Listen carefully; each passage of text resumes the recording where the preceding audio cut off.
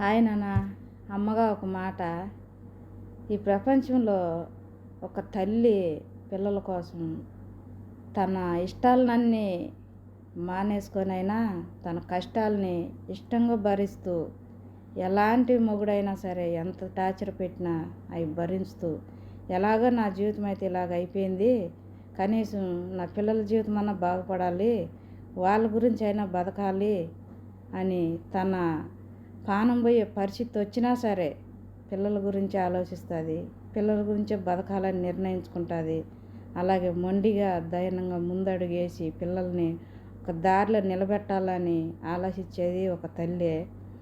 అలాంటి తల్లులు ఉన్నారే తప్ప ఒక తండ్రి విషయంలోకి వస్తే పిల్లల విషయంలో, ఈరోజు నేను మందు తాగితే రేపు నా కొడుకు కూడా తాగుతాడేమో, ఈరోజు నేను పేకాట ఆడైపోతే రేపు నా కొడుకు కూడా ఆడతాడేమో, ఈరోజు నేను సిగరెట్ తాగితే రేపు నా కొడుకు కూడా తాగుతాడేమో, వాని భవిష్యత్తు ఏమవుతుందో రేపు అని భయపడి వాని గురించైనా ఈ మానేసుకొని వాని ఒక దారిలోకి తెయ్యాలి, వాని భవిష్యత్తు గురించి ఆలోచించాలి అని ఆలోచించి ఇవన్నీ మానేసే తండ్రులు ఉన్నారా?